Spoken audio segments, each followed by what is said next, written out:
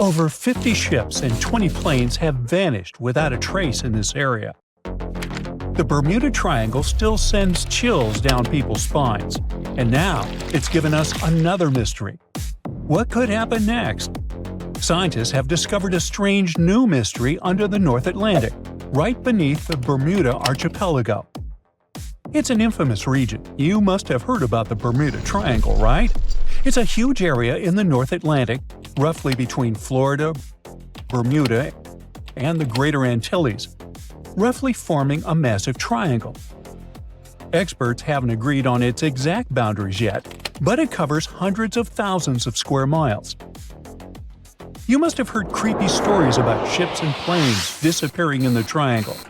We'll talk about it a bit later. Right now, another mystery is looming on the horizon.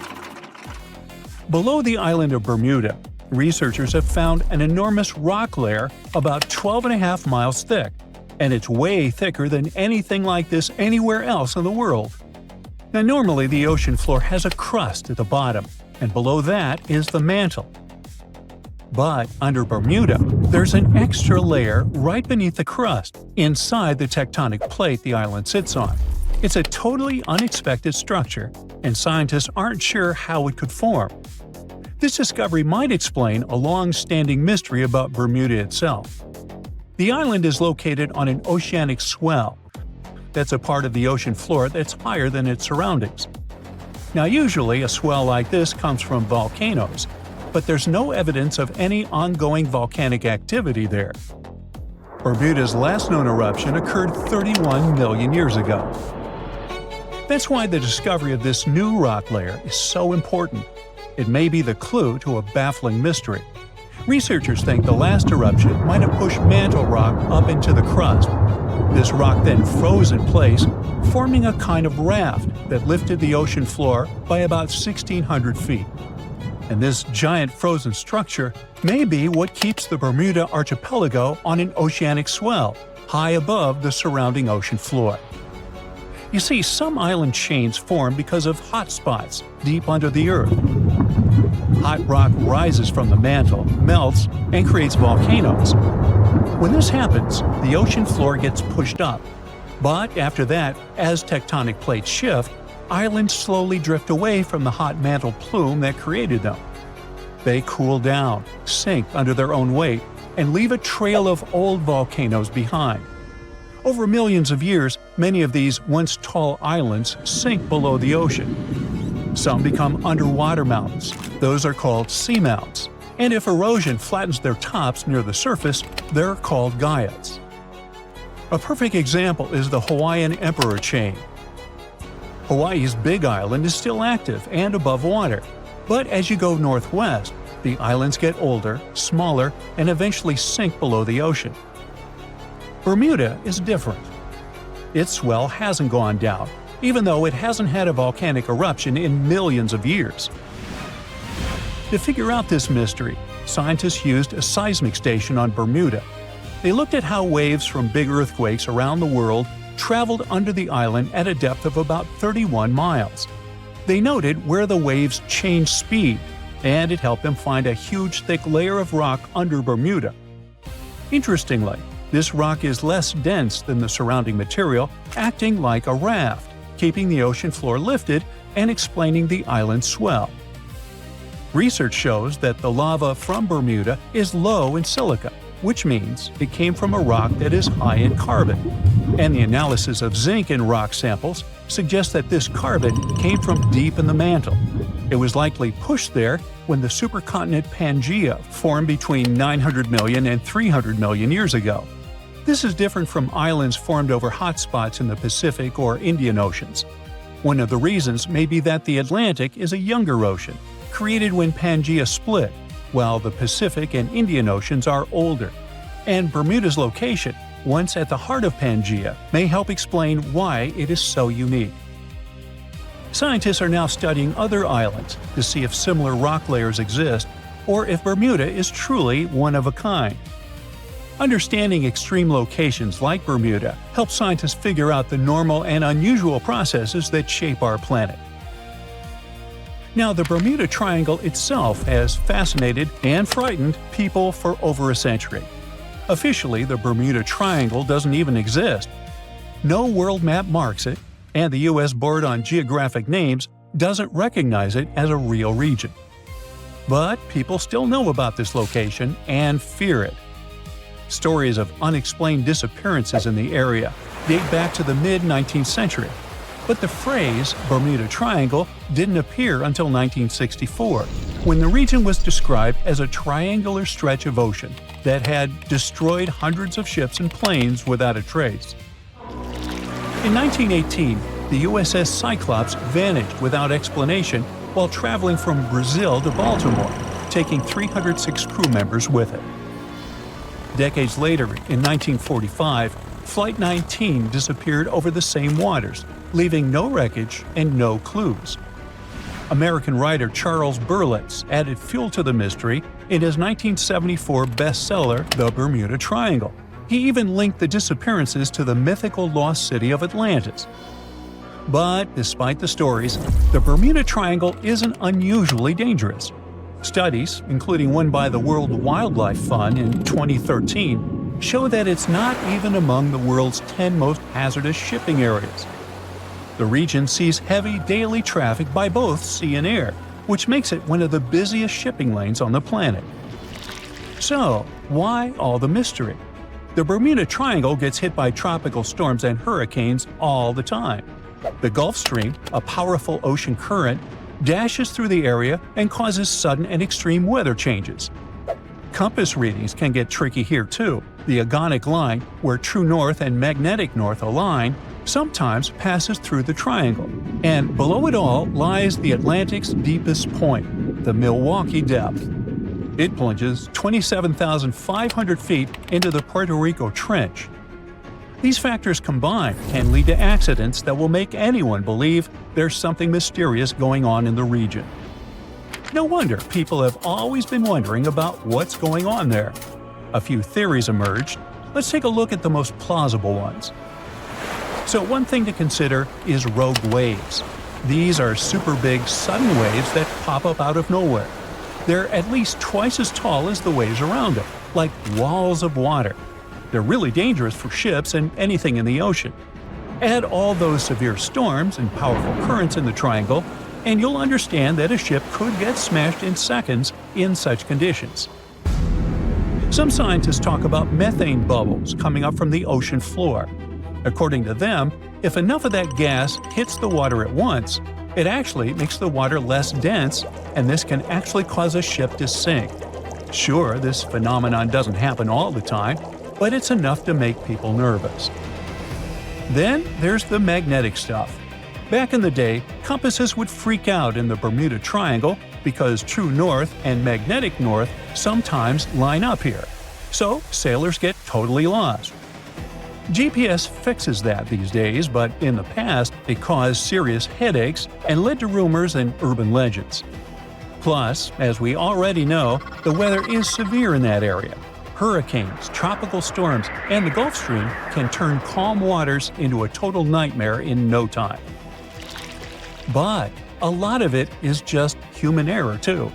The Triangle is one of the busiest shipping routes on the planet. Pilots and captains can mess up, especially in bad weather or at night. Flight 19 is a classic example.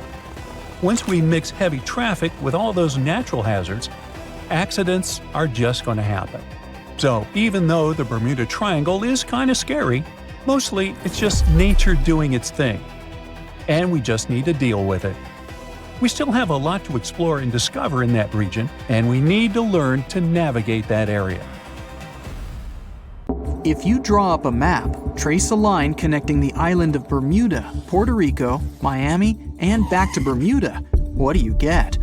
The infamous Triangle, known for swallowing thousands of ships and aircraft over the centuries. But there's a new mystery to this already enigmatic place. Something's lurking deep in the waters below, and it's leaving bizarre clues of its existence. Splash! Your submarine hits the water surface. You descend 100, 1,000, 2,000, 3,000 feet. It's getting darker.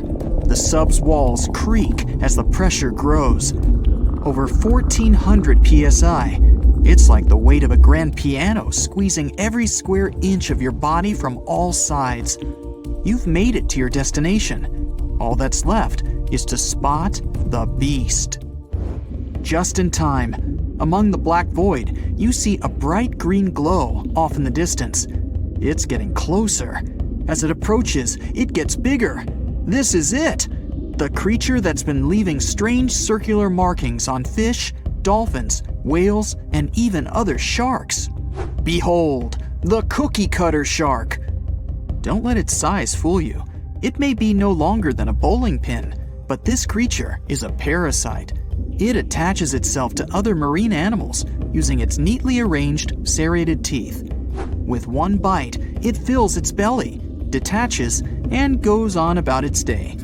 Its mobile snack also swims away with its life. The only evidence of this rendezvous, a cookie-shaped mark on its body.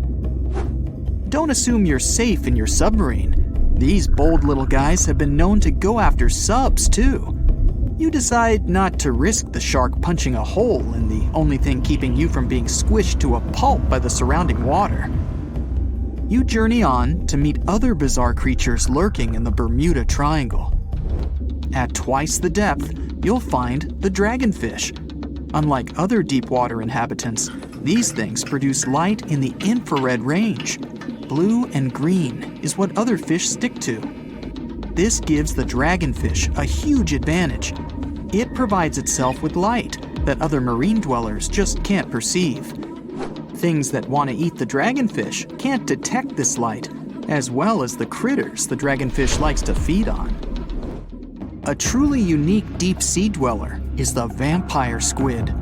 Neither vampire nor squid, or octopus, this thing is a unique species of its own. It has the largest eyes compared to body size of any animal on the entire planet. When the vampire squid feels threatened, it curls its arms up and around its body. Essentially, the thing turns itself inside out. Another animal to avoid down here is the terrifying bobbit worm. It buries itself in the seafloor, leaving a small part of its body out. It waits for dinner time with its pincer-like mouth parts open. What's on the menu? Other worms and fish that can be 7 times bigger than the bobbit. It uses its 5 antennas to sense when lunch is close enough to snap. In an instant, the worm launches forward and grabs its lunch with its mouth parts. It's not done yet. Once it's got its jaws locked onto its lunch, the worm injects it with venom and pulls it down into the burrow to feast. One of the deepest trenches in the Bermuda Triangle is the tongue of the ocean. This is also the secret breeding grounds of tiger sharks. You'll instantly recognize them thanks to those darker gray tiger stripes on their sides. They're the second largest predatory shark species after the great white. And with a big size comes a big appetite. Marine mammals, smaller sharks, stingrays, and green turtles are all on the menu. If you ever come face to face with a tiger shark, hopefully not, remember this: you can tell the fish's age by looking at its stripes. They fade over time, so the younger the shark, the more pronounced its stripes. There's plenty of zooplankton in the Bermuda Triangle. These are, usually, small organisms that are essential to the ocean's food chain. But get this, if nothing ate them and they were left to grow out of control, zooplankton would cover the entire world in layers and layers in just 4 months. Oh, and the largest type of zooplankton is the jellyfish. Jellyfish were around long before dinosaurs. You probably know your body is 60% water. A jellyfish is 95%. So if it gets washed onto the shore, after a few hours, most of its body just evaporates into the air. There's also a jellyfish that lives forever.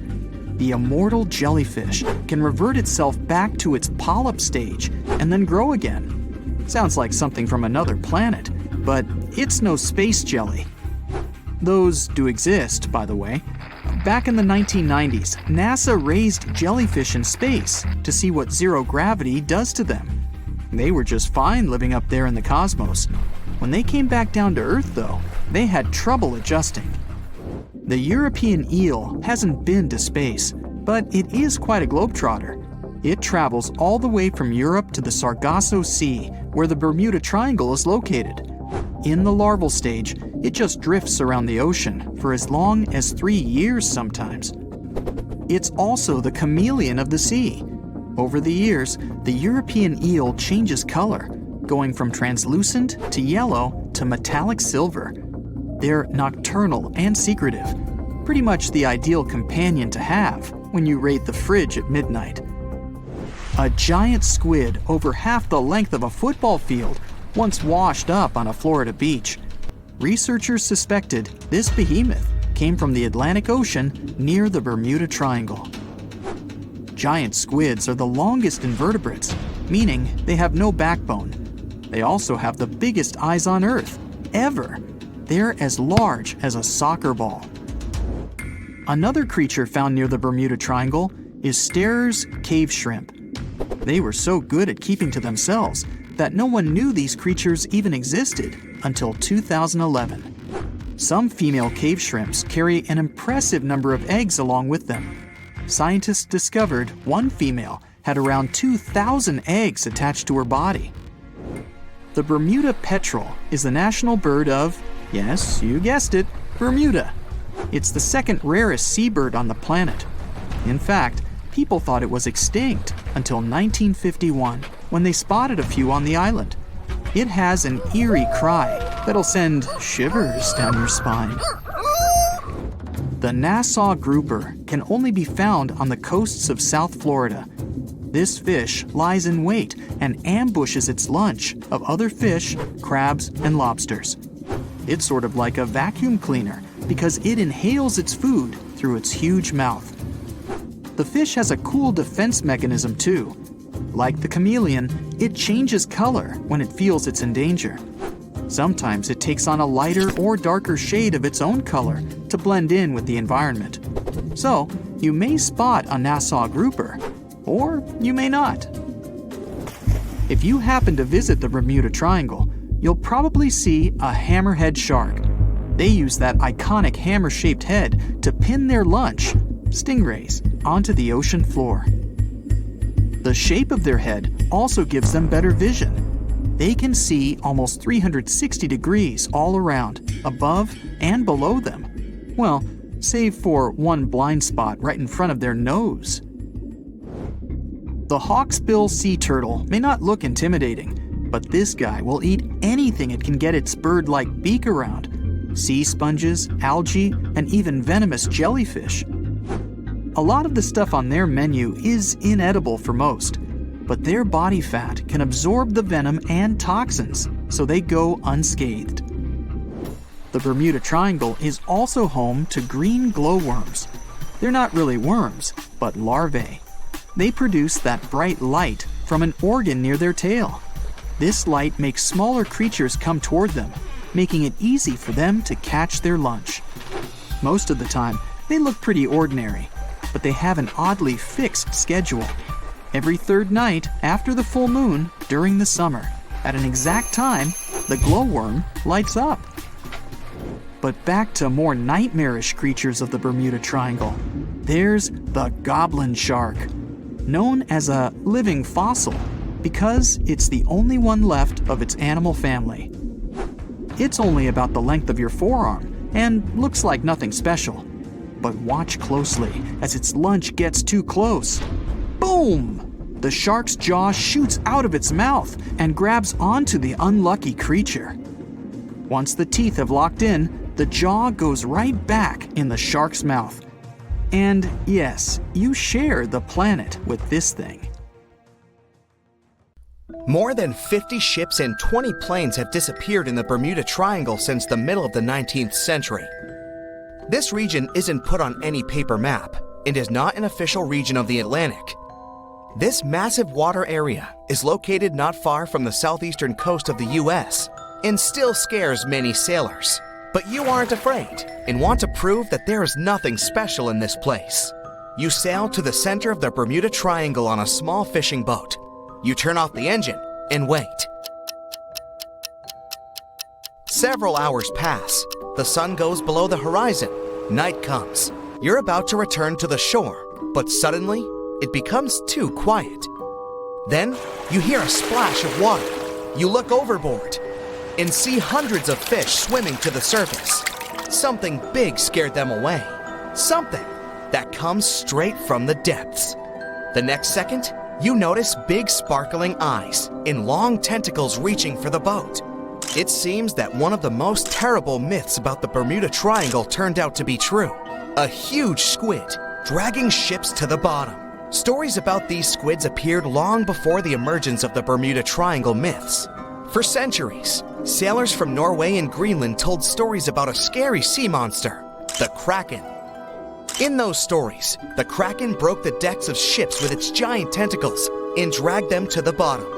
The approach of this creature is impossible to see since it's coming to you not from the side, but from below. But all these were just stories.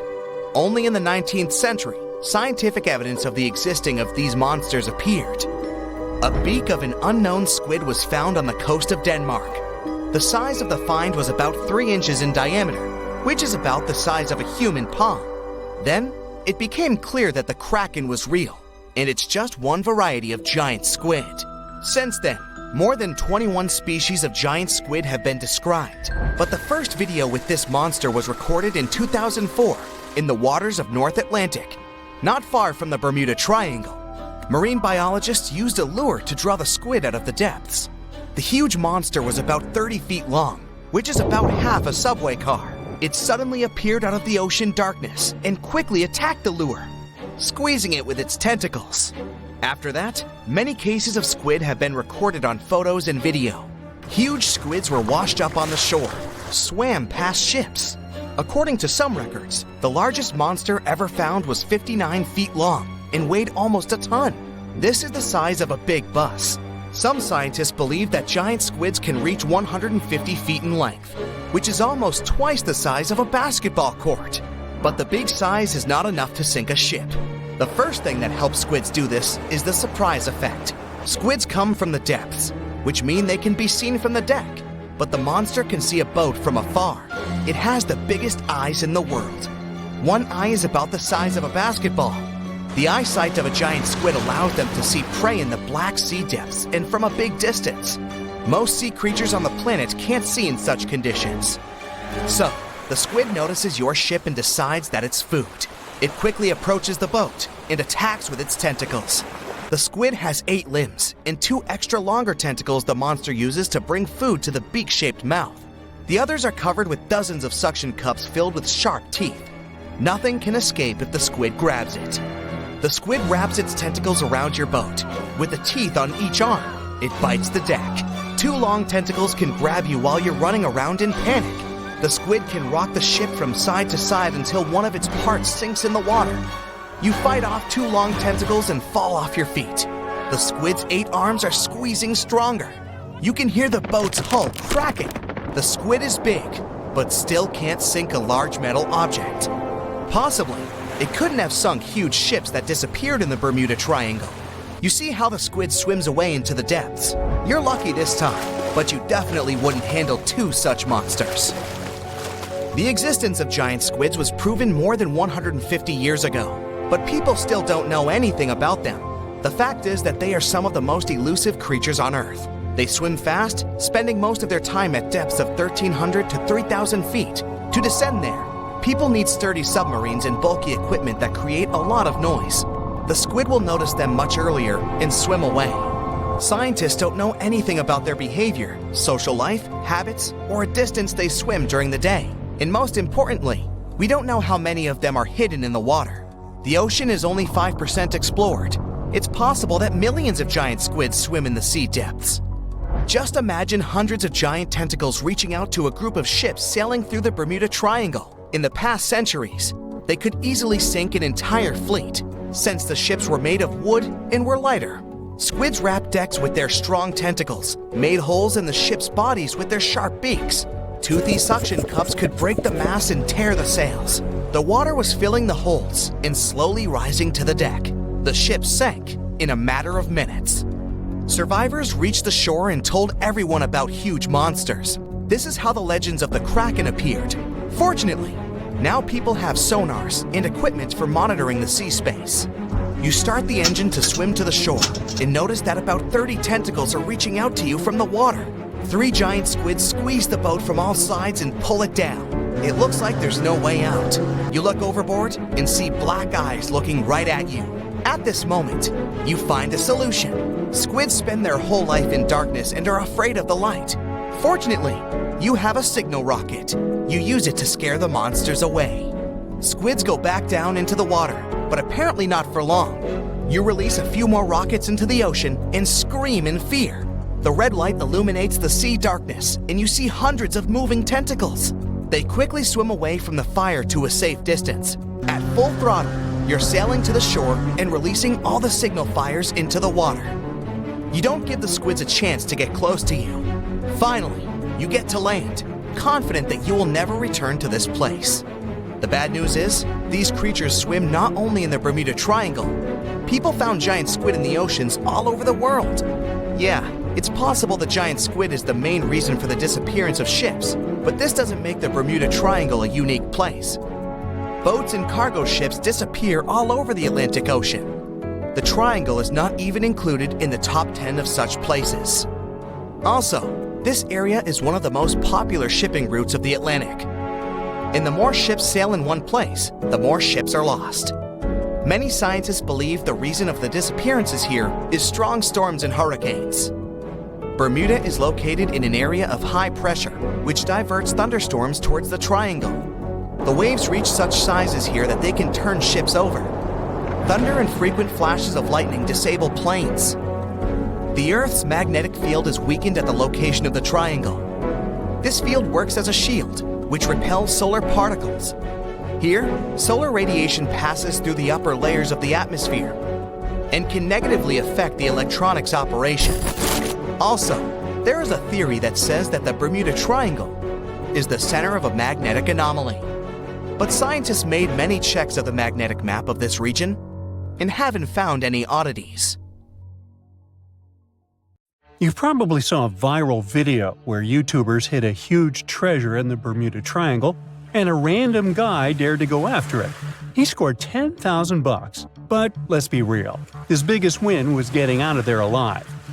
This dangerous stretch of water between Florida, Puerto Rico, and Bermuda is notorious for its chilling and unexplained events. They say that more than 50 ships and 20 airplanes have mysteriously disappeared in the Bermuda Triangle. This leads to many theories, suggesting that this area is somehow linked to mystical powers or vortices that pull objects into other dimensions. But an Australian scientist named Karl Kruszelnicki might have actually cracked the code on the Bermuda Triangle mystery. According to him, most popular legends and eerie disappearances can be explained by 2 main factors. The first factor is human error.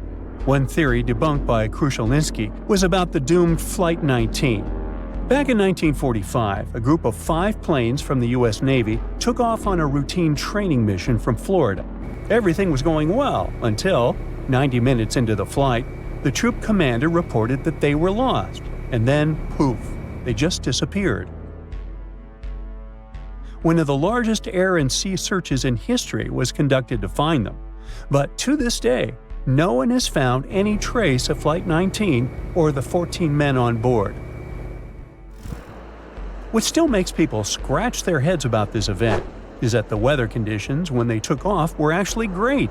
A relatively warm day, fluffy white clouds drifting across the sky, and a breezy wind coming from the southwest. Pretty standard for training flights, really, nothing out of the ordinary. So, what happened? It turns out that despite the flight leader having over 2,000 flying hours, he was a bad pilot. Actually, a really bad pilot. According to Kruszelnicki, the commander was such a poor navigator that he had gotten lost at sea on at least 2 previous occasions before the Flight 19 incident. On that doomed day, He even tried to get someone to cover his shift, but was unsuccessful, to the misfortune of his entire team. After their training flight exercise was completed successfully, both compasses on board stopped working. On the patrol's radio, his anxious voice said they were over land, or precisely, he was sure they were flying above the Florida Keys. But that didn't make any sense. He had made his scheduled pass over hens and chicken shoals in the Bahamas less than an hour earlier, but now he believed his plane had somehow drifted hundreds of miles off course and ended up in the Florida Keys. He couldn't have been more wrong. According to the most plausible theories about this case, what he thought was the Florida Keys was actually some small islands in the Bahamas. And here's where the real mess happened. Instead of turning back to the west, toward Florida, he kept flying east, deeper into the Atlantic Ocean. His plane eventually ran out of fuel, and you already know the rest of the story. Okay, some theorists might argue that a malevolent force somehow interfered with the two compasses, causing them to fail while they were flying this supposedly cursed stretch of water. But let's face it, even if that were true, human error was the main factor here. The pilot shouldn't have mistaken the Bahamas Islands for the Keys. End of that story. Now, let's talk about the second factor that, according to Krushelinski, explains many of the strange disappearances in the Bermuda Triangle, and that's related to bad weather. A lot of Atlantic tropical storms and hurricanes actually pass right through the Bermuda Triangle. So, before we had advanced weather forecasting, these storms had caused a bunch of ships to go missing back in the day. On top of that, the Gulf Stream runs through the area too. That's a super strong ocean current that can make the weather change quickly and sometimes pretty dramatically. So, when you think about it, natural factors like these could explain many, if not most, of the disappearances. Take the USS Cyclops, for example. Back in 1918, this massive 500-foot cargo ship, carrying about 11,000 tons of manganese, just disappeared without a trace. It was sailing from the West Indies to Baltimore, with 309 people on board. What makes this event extra eerie is that not a single distress signal was sent. Over 100 years later, we still have no idea what happened to it. No wreckage has ever been found. Of course, people have come up with all kinds of theories about the USS Cyclops. One popular idea is that it ran into a sudden, violent storm. With all that heavy manganese on board, it might have capsized and sunk really fast. Others speculate about underwater events, like landslides or even a rogue wave. Now, this is not such a crazy theory if you think about it. According to Krushelinski, the Bermuda Triangle isn't just a bad weather zone. It is about the raw power of the ocean itself. The ocean floor there is way deeper than most people realize, going down nearly 30,000 feet. That's basically like Mount Everest in reverse. When the ocean water gets that deep, it tends to hide things, making it the perfect place for ships and planes to just disappear without a trace. The expert confirms that there is also a tiny chance that even stranger events could be happening beneath the waves of the Bermuda Triangle, and that is related to methane clathrate. This is a fancy name for an ice-like compound that forms underwater or in really cold places with methane gas trapped inside. Sometimes these structures can break free, creating bubbles on the surface, and this bubble shower can be fatal, at least for ships. Some experiments done with model ships showed that if enough bubbles rise up, the water's density drops, and this can mess with the ship's ability to float. If a large number of bubbles come up and cover a large area quickly, the ship could lose enough buoyancy to sink or tip over. But to be fair, the chances of something like that happening are very remote. So, human error and bad weather. Those are the two factors that likely explain all the mysteries surrounding this so-called malevolent stretch of water. But the truth is, the Bermuda Triangle isn't all that special. Although this region is very popular, there are no official maps that clearly outline its exact boundaries and say, look, here, precisely, is the Bermuda Triangle. And that is part of the problem. Disappearances and unexplained events that happen far from the actual region end up being lumped into the Bermuda Triangle's list of unexplained mysteries, like the Mary Celeste's fate. In 1872, this ship was found completely intact, but with no sign of the captain, his family, or the crew. People thought, okay, creepy fact, ghost ship, so it must be related to the Bermuda Triangle. But one thing doesn't add up. The Mary Celeste was abandoned about 400 miles east of the Azores, so we're talking about a completely different part of the Atlantic. By this time, the triangle has morphed into a trapezoid to cover that huge chunk of the North Atlantic. What I'm trying to say here is that once people start believing in a danger zone, confirmation bias takes over. But the facts are that the Bermuda Triangle sees tons of daily traffic every single day, both by sea and air. And according to experts, the number of incidents that happen there is pretty much the same as anywhere else in the world, percentage-wise. Some years the number is a bit higher, some years lower, but it averages out the same. With that in mind, it seems like it's time for us to finally move on from wild theories involving the Bermuda Triangle. Well, at least until the next bizarre disappearance comes along.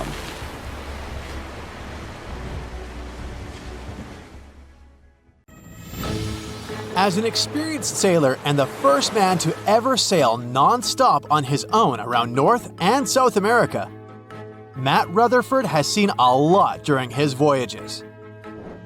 But what he saw in 2013 while sailing through the waters of the Atlantic with his colleague surely stands out.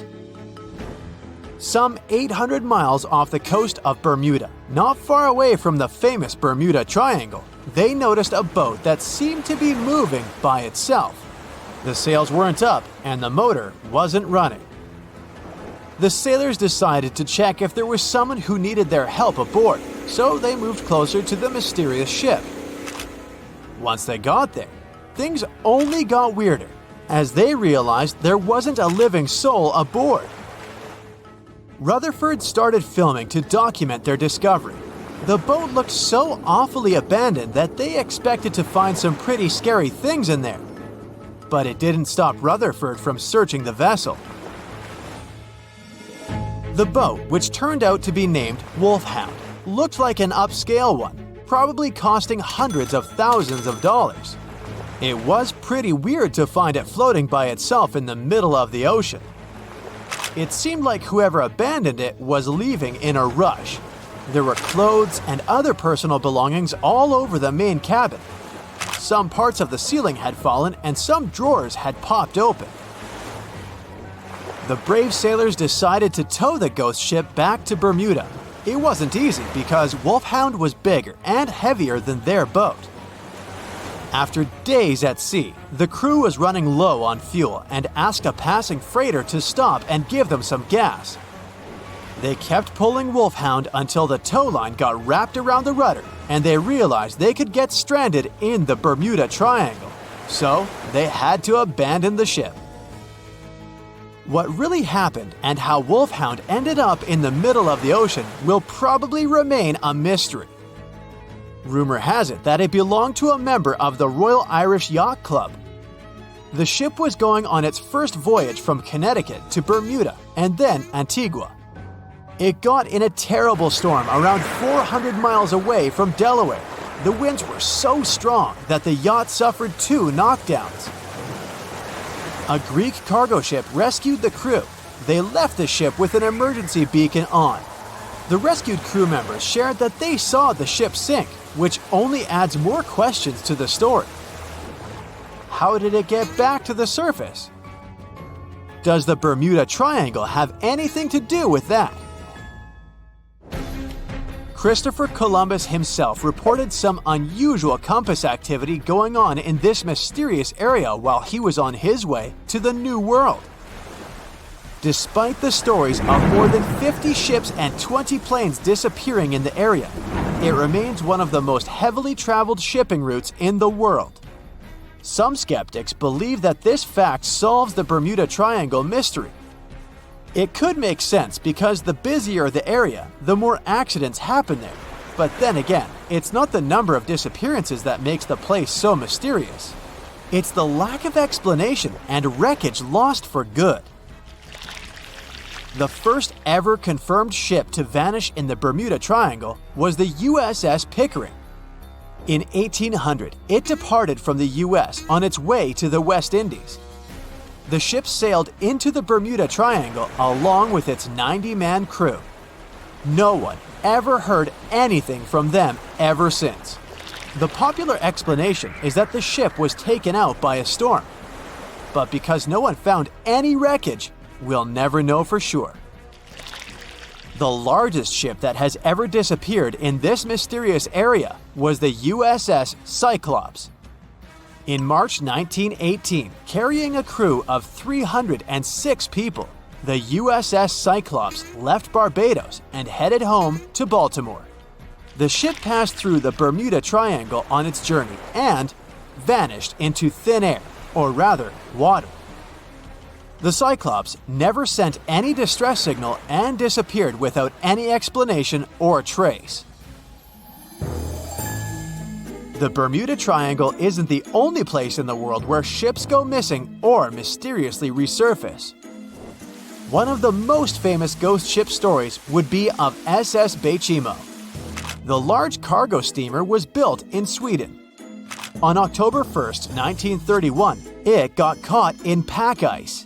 The crew decided to wait it out and managed to break free after a couple of days, only to get trapped again in less than a week.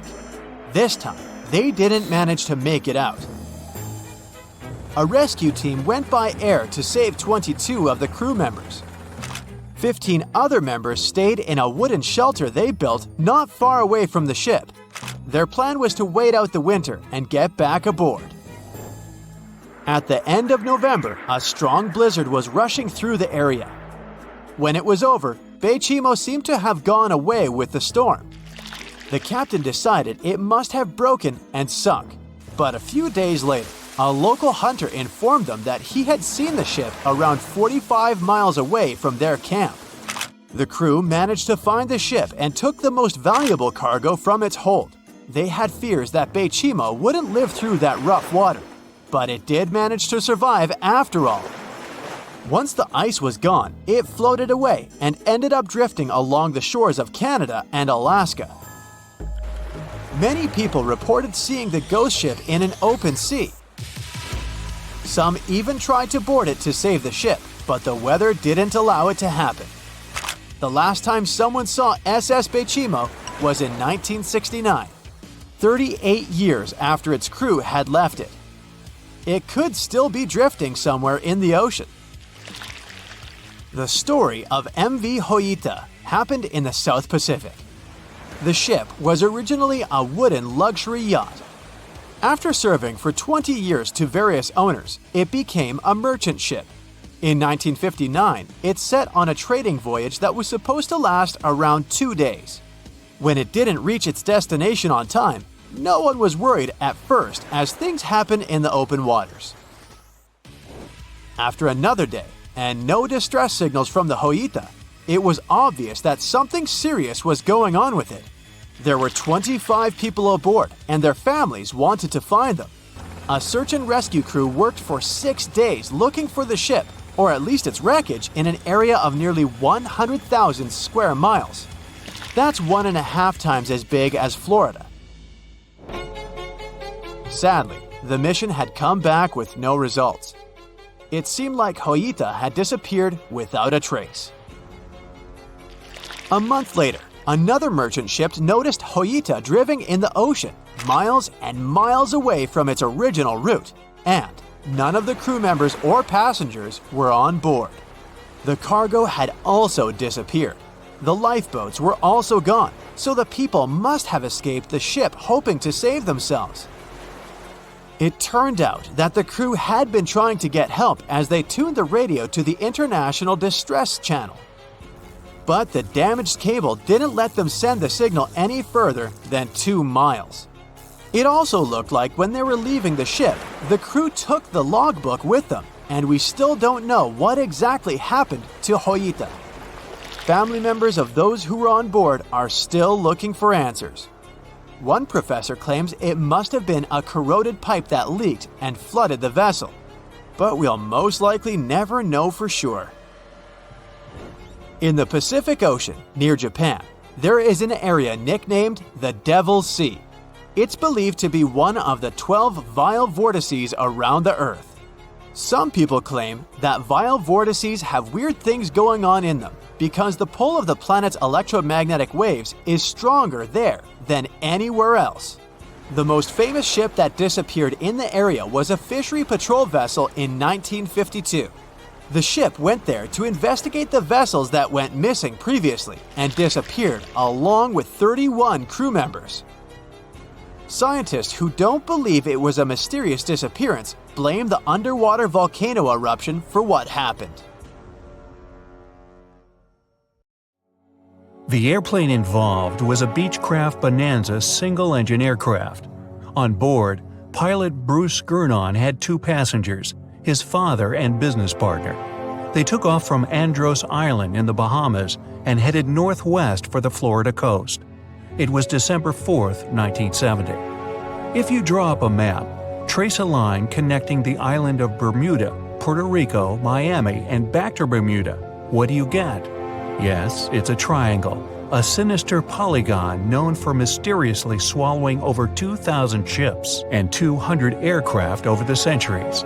Bruce Gurnon's plane was within its hungry grasp. But this was a typical flight Bruce had made dozens of times before. The trip usually took about an hour and a half, with no hiccups or mysterious phenomena whatsoever. The men were no more concerned than you would be during your daily commute to work. Oh, but this time would be different. They would face very unusual circumstances indeed. Bruce took off and started gaining altitude.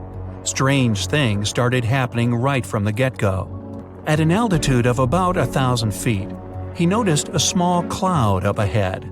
But it kept growing. Not from the plane getting closer, this thing was actually getting bigger in size. Bruce had to fly through it, and he came out the other end just fine. Another mysterious cloud appeared at 11,500 feet. This one was massive, and Bruce had no other choice but to fly through it too. So he concentrated, took a deep breath, and in they went. At that moment, it got dark as night all around the aircraft. Not a single sliver of sunshine got through. But this wasn't a storm cloud, and it wasn't raining. Bruce was starting to get worried, and then, bam! He saw flashes of white light. They would appear and vanish quickly like lightning. But this pilot knew this certainly was no lightning. The flashes were so bright, they lit up the whole space around them. Bruce kept flying for another 30 minutes when he realized this was the same cloud he had gone through earlier when he started to climb. But now the cloud was cylindrical, and the plane was flying through its center. It was about 1 mile wide and seemed endless. Bruce thought he could never get out of that trap. But a minute later, he saw light at the end of the tunnel. He kept that yoke straight ahead. He was almost out of this nightmare. But all of a sudden, unexplainable things started happening again. The walls of the cloud tunnel began to narrow. They were closing in on the plane. The navigational instruments started wigging out. The compass was spinning by itself counterclockwise. The electronic instruments were all malfunctioning. It was like the plane was being operated by something else, or it was moving inside some kind of current. All of Bruce's attempts to take control were to no avail. He kept flying through that tunnel, bound and determined to get out of this thing and live to tell the tale. The walls kept narrowing, smaller and smaller, wrapping like a vortex. Bruce was running out of time. He had to get out of this place fast. The next 20 seconds were the most intense of his life. But then, he burst out of this foggy trap. As Bruce described later, he felt weightless for 5 seconds as his plane left the tunnel. The clouds dispersed, and now the aircraft was in a grayish haze. The men let out a big sigh of relief. He immediately grabbed the radio and contacted ground control. Bruce wanted them to determine his location. But when the dispatcher looked at the green screen, his face became contorted with confusion. Bruce's plane wasn't on the radar. It was as if the thing was invisible. But then the dispatcher said the aircraft was already in Miami airspace. Bruce was utterly shocked by this information. It just couldn't be true. The distance the Beechcraft was supposed to cover was about 250 miles. Remember, the whole trip usually took around 90 minutes. But this time, it took just 47 minutes to get to the destination. This model of aircraft can only cruise at about 180 miles per hour. Do the math, and anyone would understand that this was physically impossible. The dispatcher must have made a mistake. But when the clouds parted, Bruce saw that he really was over Miami. The plane landed safely, and it was time to try and solve this mystery. So what happened on that flight? Bruce checked the remaining fuel and his watch. After a short calculation, he was only more confused. The plane hadn't gone through the amount of fuel it should have. Bruce couldn't have been wrong. He was a very experienced pilot. By his early 20s, he already had 600 hours of flight under his belt. And he was all too familiar with this airspace he'd flown countless times. All the evidence in hand seemed to indicate that Bruce's plane just skipped over almost half the entire distance. The man thought about this bizarre occurrence for a long time. He even consulted with professors and experts, but none of them could give an exact answer to what happened that day. So he came up with his own theory and even wrote a book about it. Bruce thought it all came down to this electric fog with white flashes. Others, however, theorized that dark energy was responsible for this time leap. Yes, that same dark energy responsible for the expansion of the universe. This energy could have curved time-space like a black hole, forming this strange tunnel. Bruce accidentally hit it, but he was lucky to get out of there. That's how he got into Miami airspace so fast. But dark energy is just a theory attempting to explain the unexplainable. To this day, there is no real answer for how Bruce was able to travel that distance in such a short time. But some details still can be explained. Archive records show that 84 sunspots were recorded that day, as well as a huge solar wind moving almost 440 miles per second. This would cause disturbances in the Earth's magnetosphere that could throw off the plane's instruments and radars. So Bruce's version that he was in an electronic fog could be right. And about these weird clouds. The thing is, they're pretty commonplace things in this area. Zones with low and high pressure are constantly colliding there. The result? Storm clouds. Perhaps that cloud growing before Bruce's eyes was simply two massive air currents crashing into each other. But so far, no one has been able to explain how the plane got to Miami so fast. Well, maybe in the future the truth will be revealed. In the meantime, it remains another mysterious riddle of the Bermuda Triangle. But it's still by far not the most shocking incident there. In 1945, a total of 5 planes went missing in the Bermuda Triangle all at once. On December 5th, some Navy student pilots were training in the area. The day's lesson? Navigation. Ironically enough, they couldn't find their way back to the base and got lost. Many people assume they ran out of fuel.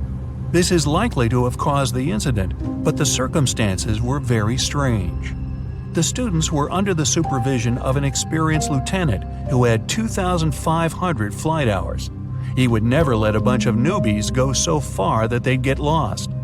The incident was called Flight 19. Even now, there's a debate about how it could have happened. 3 years later, a passenger jet headed to Miami from Puerto Rico disappeared in the same area. There were 29 passengers and 3 crew members on board. The weather was clear throughout the flight. But experts believe that when the plane was about 50 miles off the coast of Miami, it could have been hit by a strong wind that knocked it off course. Years later, divers found a similar-looking plane in the waters. But since it was lacking certain details and registrations, no one could confirm that it was the missing Miami-bound aircraft. The next month, in January 1948, another plane went missing in Bermuda. 25 passengers and 6 crew members just vanished somewhere between Azores and Bermuda. The mystery of this plane's disappearance, along with countless others, remains unsolved. The voyage started just like any other. The cargo ship SS Cotopaxi is making another journey to Havana, Cuba to deliver coal. It's November 29, 1925. For Captain Meyer and his crew, leaving Charleston Port, South Carolina, it will be the last trip the ship ever makes. Its route ran through the Bermuda Triangle. 2 days into the trip, the Cotopaxi sent out a distress signal. It had got caught up in a strong tropical storm and turned over on its side. The wind was very strong and there was powerful lightning as well. Rain gradually filled the ship's hold. Then there was a bright white flash, and the ship disappeared without a trace. Later, its wreckage was found in the Gobi Desert, which is in a completely different part of the world. All 32 crew members, including the captain, were missing. Of course, the part about the Gobi Desert is fictional. For one of his movies, Steven Spielberg came up with the idea that the ship was moved there by aliens. Still, in real life, the ship was never found, and its crew really did disappear. It was officially declared missing a month afterward, and nobody could find the wreck. It seems like a classic case of mysterious things going on in the Bermuda Triangle. But most mysteries are solved sooner or later. In 2020, the Cotopaxi was found. A man named Michael Barnett had moved to Florida to study shipwrecks off the coast. One wreck in particular really caught his attention. It was much larger than the others, and the locals called it the Bear Wreck. It was about 40 miles from St. Augustine in northern Florida, but no one had ever managed to identify the rusty hull. So Michael started to do some detective work. He measured the size of the shipwreck and started working through all the information he could find. He researched hundreds of old newspapers, leafed through insurance records, and looked at artifacts found on the wreck. After hundreds of hours of hard work, Michael was sure it was the Cotopaxi.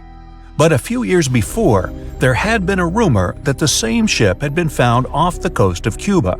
The Coast Guard found the wreck of a cargo ship about the same size that looked a lot like the one lost in 1925. Michael was sure they were wrong, so he teamed up with some science journalists and kept investigating. Soon they discovered something that seemed to confirm Michael's belief. Divers found brass valves with the letters SV on them in the wreckage of the ship. Michael suggested these initials referred to Scott Valve Manufacturing Company. The headquarters of this company was in Michigan, not far from where the Cotopaxi had been built. The company had probably supplied parts for the Cotopaxi. So the puzzle seemed to be solved. The Bear Wreck was really the missing cargo ship. But Michael still needed to work out why the ship had sunk. Did something mysterious really happen to the Cotopaxi in the Bermuda Triangle? Later, Michael found the testimony of the ship's carpenter among some old papers. The carpenter claimed that the hatches covering the coal on the ship had been in a terrible condition before it sank. Repair work on the covers wasn't finished before the crew got the order to sail to Cuba. So if the hatch covers were still broken during the trip, water could have easily gotten on board. This water probably flooded the hold during the tropical storm. This was the real reason why the Cotopaxi went down. There was really nothing mysterious about it. It was just a mistake made by ordinary people. But this is just one example out of dozens or even hundreds where ships and planes have gone missing in the Bermuda Triangle. We still can't explain some of these incidents. It seems like there really is something weird going on there. One of these strange events happened in 1948. A passenger jet was headed for Miami from San Juan, Puerto Rico. It disappeared in the same area as the Cotopaxi. The 32 people on board vanished without a trace.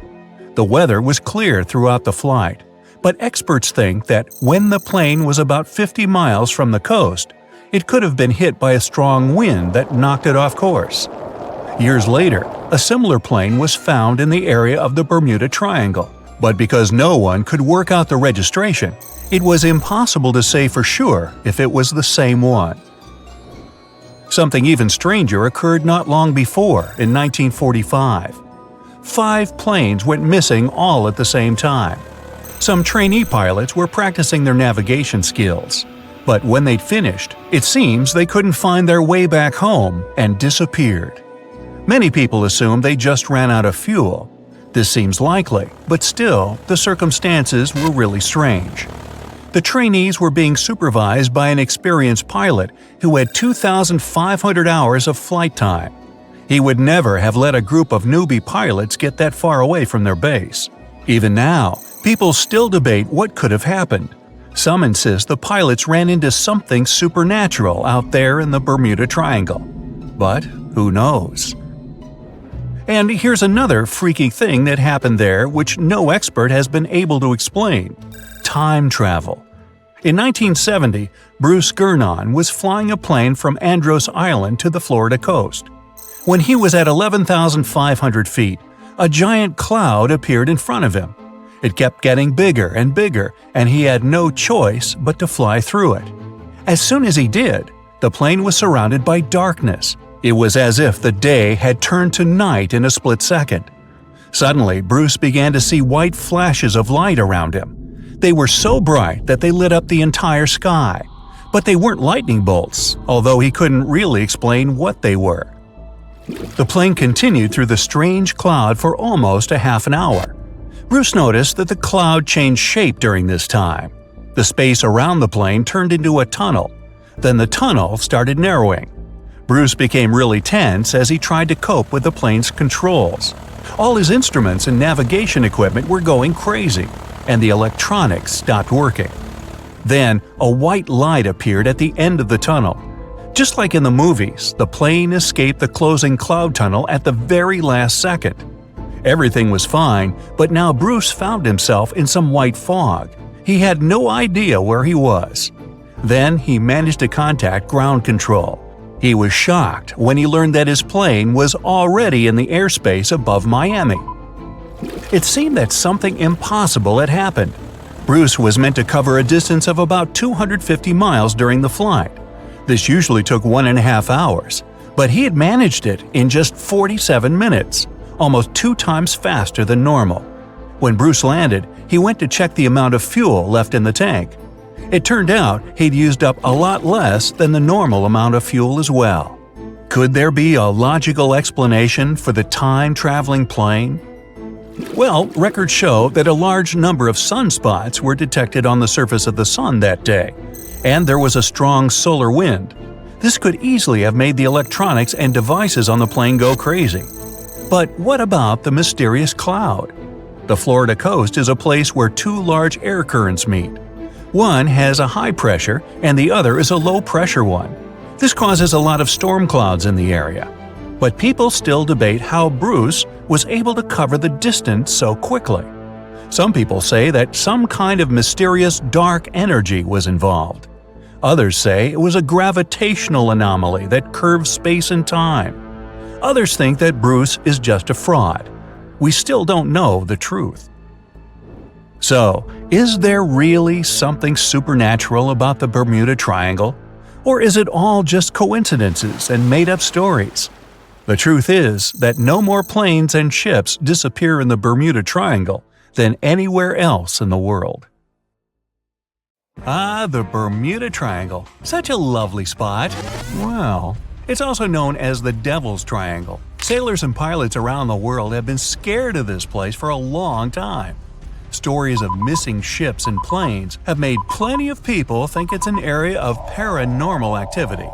Many people try to avoid traveling through it, and their fears make a lot of sense because lots of the things that have happened there are difficult to explain. But let's have a look at flight radar for the area.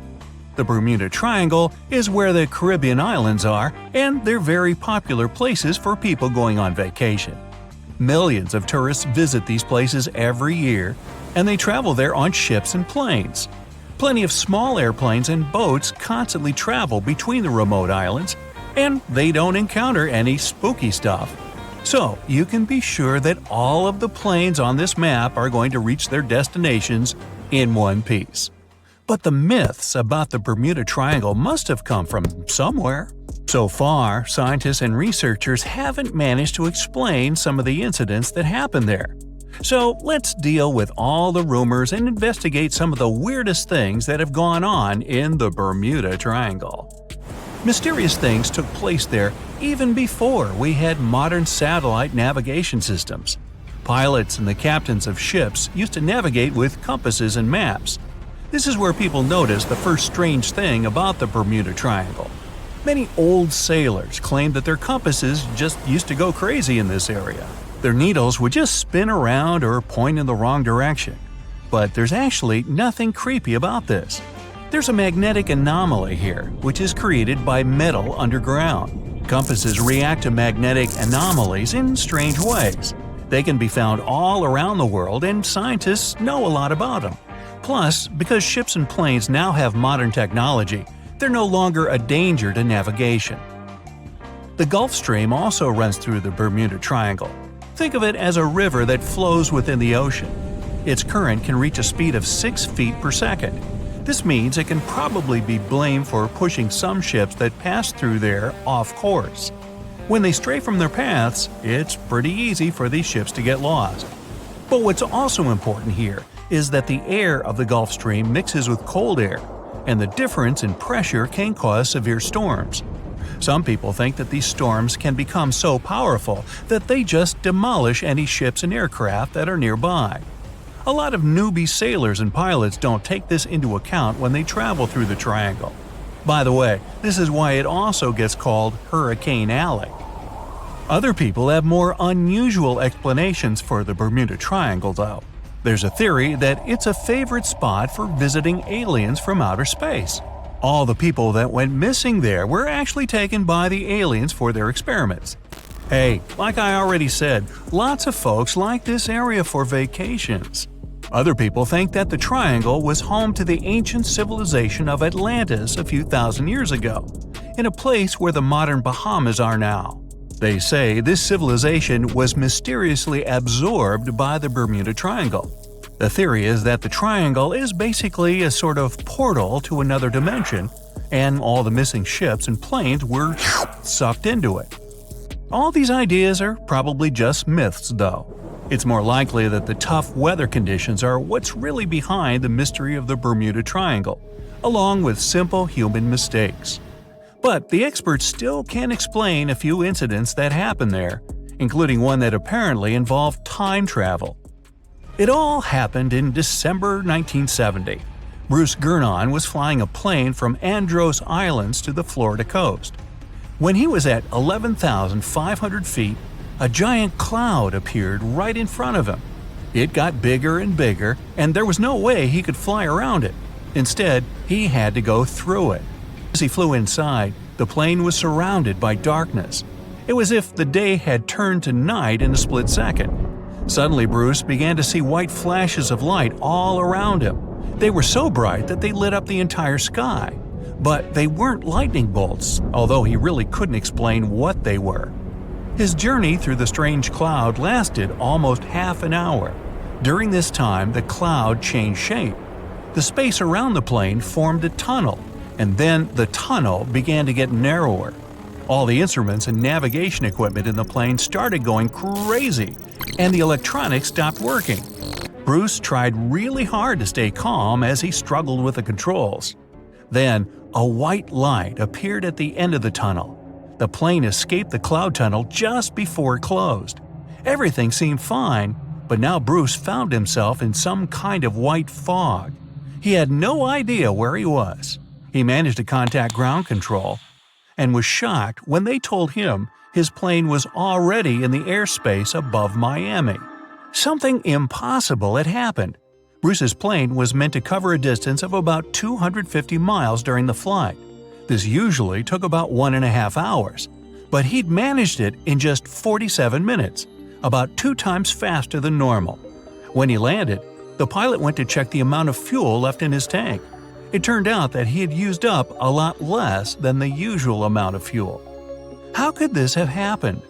Well, records show that a lot of sunspots were detected on the surface of the sun that day, and there was a strong solar wind. This could easily have made the electronics and devices on the plane go crazy. But what about the mysterious cloud?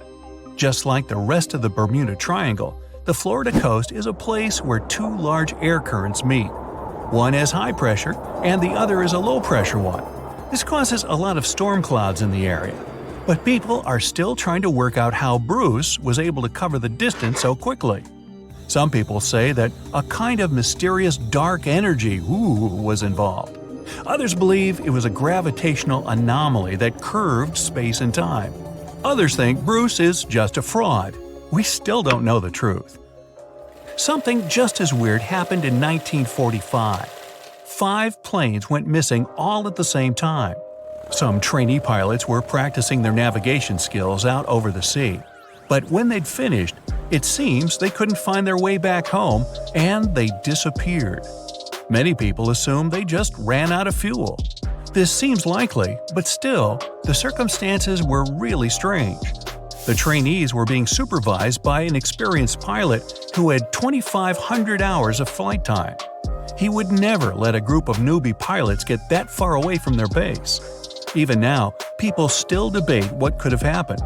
Some insist the pilots ran into something supernatural out there in the Bermuda Triangle.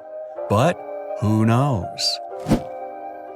Just 3 years after this, a passenger jet was heading for Miami from San Juan, Puerto Rico. The 32 people on board disappeared without a trace. There weren't any storm clouds this time. The skies were clear throughout the flight.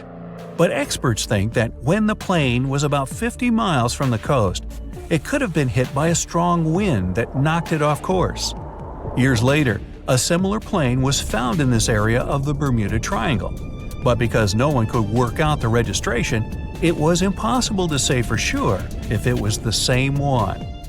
These stories sure are strange, but there's really no need to be too worried. Just remember this. A few years ago, the World Wildlife Fund did some research and came up with a list of the most dangerous seas in the world. The Bermuda Triangle is not even on this list. That's probably because no more accidents happen there than anywhere else in the world. Well, I feel better, don't you? Far out in the open sea on a perfectly calm day, a dot appears on the horizon. It grows in size as it gets closer, and soon you can see it's a ship. But when you look at it through the spyglass, chills go down your spine. The vessel is in perfect condition and its cargo is on board, but it's completely devoid of people, drifting listlessly along the current. That was what the captain of the Ellen Austin saw in 1881, and what brought his crew so many sorrows.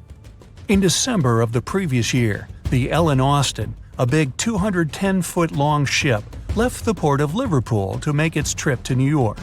The ship was carrying a load of people hoping to find a better life in the New World. Captain A.J. Griffin took the vessel due southwest for a shorter voyage, and a few weeks into 1881, they found themselves north of the Sargasso Sea, known for its lack of winds and strong circling currents.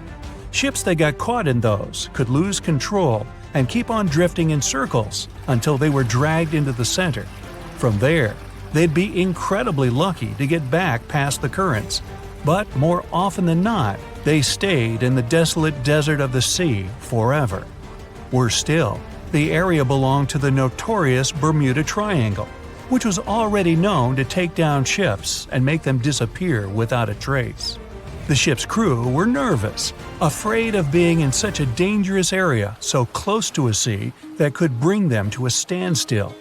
And ominously, some of the Sargasso Sea's calm must have escaped it, because the Ellen Austin lost its speed one day and fell adrift without the winds. It was fine, though. They had ample provisions and were still on schedule.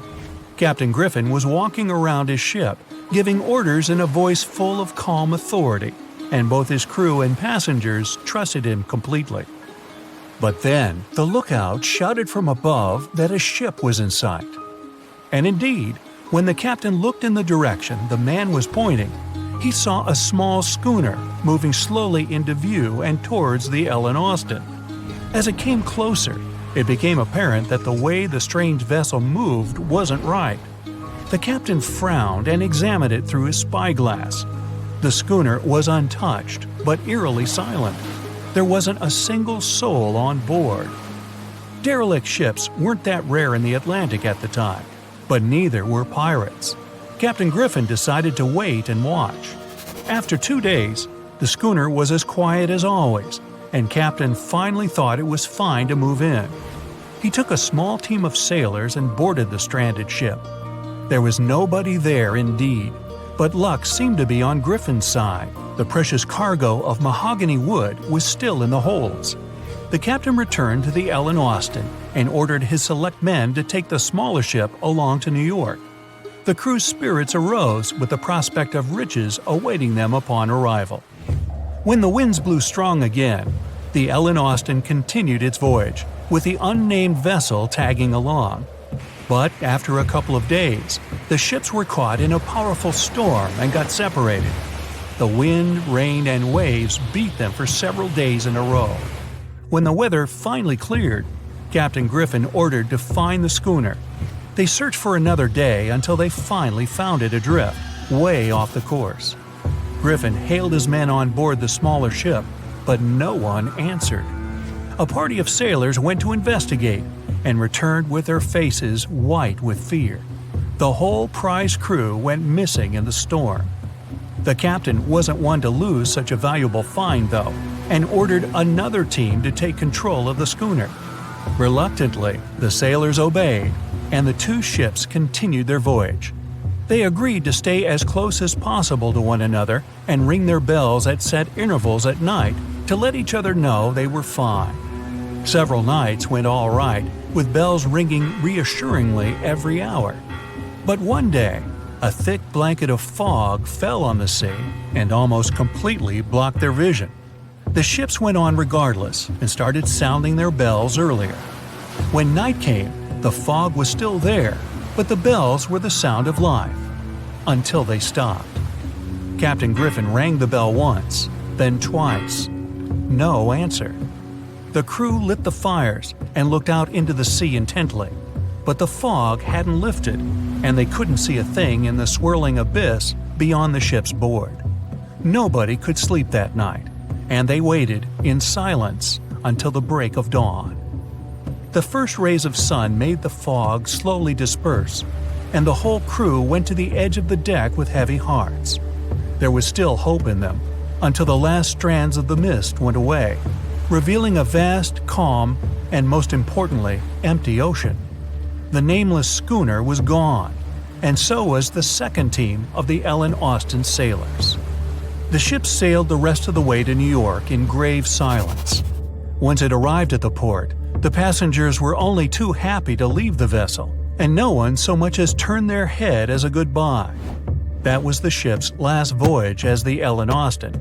That same year, it was sold to a German shipping company and renamed Meta. No one ever found the derelict schooner or the sailors that went missing with it. And that would probably be the end of this mysterious and unresolved story, if it held at least a little bit of the truth. In reality, none of the enigmatic things in the narrative actually happened. The Ellen Austin did indeed leave Liverpool and headed southwest to New York, and its captain was really A.J. Griffin, taking people to the American continent. But from here, the story falls apart. First of all, the ship went way too far to the north to pass the Sargasso Sea so closely. There was simply no reason to make a detour so broad. Even though the westerly winds were strong, it was still faster to take them head-on than to go in a southerly direction. So the Ellen Austin was probably nowhere near the Sargasso Sea and the Bermuda Triangle. Secondly, the triangle itself has been proven time and again to be nothing but a work of fiction. In fact, it gained popularity in the middle of the 20th century, while nobody even thought of drawing a triangle in the Bermuda area before that. The mystery was popularized by science fiction writers and became a common myth, while no serious research proved it any more dangerous than other parts of the world's ocean. So the crew of the Ellen Austin weren't even aware of the Bermuda Triangle back then, let alone afraid of it. Thirdly, the whole story was told and retold by magazines and mystery-loving personalities with ever-changing details. It first appeared in a newspaper in 1906 and already had the date wrong. The article said the voyage took place in 1891 instead of 1881. Later, the story resurfaced in 1935 on the radio with the wrong name of the captain. It was Baker, not Griffin. The date was also off, saying the trip was taken in August 1881, when the Ellen Austin was already renamed Meta. The legend grew upon with other strange details, such as the ship's route from London to Newfoundland, which was never the case. But the final debunking came from the archives of Lloyd's of London, the marine insurance market that keeps all logs of trade and emigration ship routes. The documents there say that on February 1881, the Ellen Austin completed its cross-Atlantic voyage to New York without incident. Captain A.J. Griffin offboarded the ship with all his crew hale and hearty and declared no loss of hands during the trip. The voyage took over 2 months because the ship had to fight strong westerly winds pushing it back towards Britain. The crew reported no strange encounters on the way, and the whole thing was as boring as could be. And even the passengers must have been smiling when they stepped on the American soil at last, unaware of the phony baloney story they were about to be a part of. The moon shines brightly and illuminates the black water of the ocean. Thick fog descends on it in ominous silence. Then, it's suddenly broken by the creaking of wooden boards, followed by a rippling of the waves. Through the fog, you see the outline of an old large ship. Its hull is rusty, and a strange cold is coming from it. But the most unsettling thing is that there's no one on the deck. The ship sails without a crew. No, this isn't a mythical Flying Dutchman, but a very real ghost ship. September 2nd, 2019. The British Royal Navy's ice patrol ship, called the HMS Protector, sails through the calm waters of the Atlantic Ocean. The time is 11 p.m. Some of the ship's crew are on deck, while others are sleeping in their cabins. The captain steers the ship and looks straight at the horizon. The sky is lit up by an orange twilight, and clouds float in the distance. Suddenly, against this beautiful landscape, one of the sailors notices the black silhouette of an unknown ship. The captain slows down and steers the ship a little closer to the mysterious vessel. This is an old cargo ship, 250 feet long. Attempts to contact the crew members lead to nothing. It seems the unknown boat is floating in the ocean by itself. There's no one on board, at least, no one alive. The deck of the ship creaks from rocking on the waves. The sun sinks below the horizon, and it gets dark. The ship looks terrifying. British sailors don't dare to climb on that strange deck. They take a photo, post it on the internet, and sail away. Many people on the internet will assume the sailors met a real ghost ship. 5 months later, we're in the village of Ballycotton in County Cork, Ireland. A local leaves the house early in the morning to go for a daily run. Music in his headphones, fresh cool air, and a scenic route are ideal conditions for a good workout. The jogger runs along the road on the coast of the Celtic Sea. There was a strong storm last night, and now the sea looks calm. The man runs along the top of a low cliff and notices a huge vessel.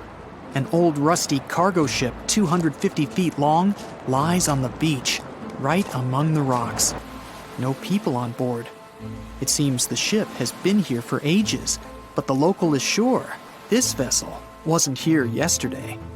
A little later, it turns out this is the same ship that the sailors from the HMS Protector saw 5 months ago, thousands of miles from this place. The cargo ship, called the Alta, was built in 1976. Nobody knows who used it all this time and for what purposes. It's only known that in 2017, the ship was purchased by a new owner and marked with the flag of Tanzania.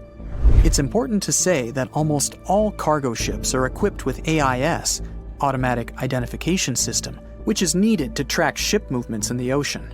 Since 2015, something strange started happening with the Alta's AIS. The ship disappeared from the satellites, then reappeared again. Over the past few years, this ship had changed several names and flags. It's not surprising that its AIS shut off and turned on numerous times. It's said that some of those who disable AIS on their ships do so to hide outlaw activities. The ship's captain, whoever it was, clearly didn't want to show the Alta's movements. As AIS showed in 2017, the ship had sailed near Greek port cities. The Alta made 12 stops in 3 such cities in different parts of Greece. Then, the AIS signal disappeared, and 10 months later, the Alta reappeared near the northern coast of Africa, 1,200 miles from Greece. In September of 2018, the ship was sailing about 1,400 miles southeast of Bermuda, and at that time, the crew members started having problems. There were 10 people on board the Alta. On September 19th, the ship's engine failed right in the middle of the Atlantic Ocean. The nearest shore was very far away. The ship began to drift. As days passed, the crew couldn't fix the vessel. Food supplies were running low. The crew started to panic and tried to contact someone. The situation got worse as a strong hurricane was approaching the place where the ship broke down. Crew members contacted the U.S. Coast Guard. On October 2nd, a helicopter headed towards the ship. Food and water were unloaded on the Alta. This was enough for the crew to bide their time for several days. About a week later, a rescue boat sailed about 1,500 miles to reach the Alta and help the stranded sailors. Shortly before the start of the hurricane, American rescuers succeeded. The entire crew of the wrecked ship was taken to Puerto Rico. The Alta remained drifting in the ocean. After a while, another ship arrived to tow it to the coast of Guyana. Then, something went wrong. Again. The ship was hijacked. Who did it and why remains a mystery to this day. But then, for some unknown reason, the thieves decided to abandon the ship and left it to drift in the ocean. For almost a year, the ship's location couldn't be tracked. Then, in September 2019, the vessel was found by the British Royal Navy. How the Alta was able to cover the distance across the Atlantic and wash up on the coast of Ireland is unknown. An investigation has been launched in Ireland. It's necessary to identify the owner of the vessel and find a responsible person to take on the task of towing it. But no one has since been found. Once, an unknown person called the Irish authorities and introduced themselves as the owner of the ship, but didn't provide any evidence. Several barrels of oil were found on board the Alta. To dismantle the ship, the Irish authorities will need to spend about 10 million euros. Local residents are annoyed by the wreck too. Corroding metal is bad for the environment, and kids have already snuck on board and posted a video on the internet from inside the abandoned ship. The further fate of the Alta remains unresolved. It's still lying there. That ship sailed in the ocean for just 2 years. Now imagine if some other managed to drift for 38. In all that time, no one could catch this ship, and people still seek it. That vessel is called the SS Bechimo. It was a merchant ship owned by a Canadian trading company. In 1931, the ship got stuck in ice off the coast of Alaska. A strong snowstorm began. The team waited a week for it to end, but the storm only intensified. One day, the weather improved a bit, and part of the team was evacuated to the nearest city. Another part of the crew, with the captain, set up camp near the ship. The storm started again and didn't stop for a long time. The blizzard was so heavy that the ship's captain couldn't see beyond his arm's reach. Finally, when the storm was over, the captain saw that the ship simply vanished. He decided the Bechimo sank during the storm. A week later, the ship was found, drifting near the place where it was lost. The hull of the ship was damaged so badly that it was unsafe to sail on it. The captain decided to abandon the ship. However, it didn't sink. For the next 38 years, it was drifting at various points along the Alaskan coast. Several times, people climbed on the ship, including native Alaskan residents and a group of researchers. Attempts to save the vessel from the sea ended in failure. The salvage operations were hampered by drifting ice and bad weather. The last time it was seen was in 1969. The ship was frozen and blocked by the ice. In 2006, the government created a special project to find the Bechimo. However, in all these years, the ship still hasn't been found. Its fate is unknown. It's likely that the ship has finally found peace and is now lying on the seabed of the Chukchi Sea. Oh, hey there! Today you're going on a round-the-world trip. And even though Phineas Fogg was able to make this trip in 80 days, like in the Jules Verne book, I can't promise you will return safely. The fact is that the world is now chock full of unknown anomalies. They used to be observed only in the Bermuda Triangle, but now they're found everywhere.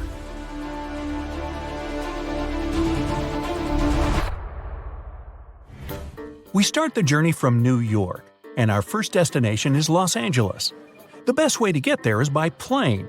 But while even an ordinary plane is designed to withstand severe storms, yours is special.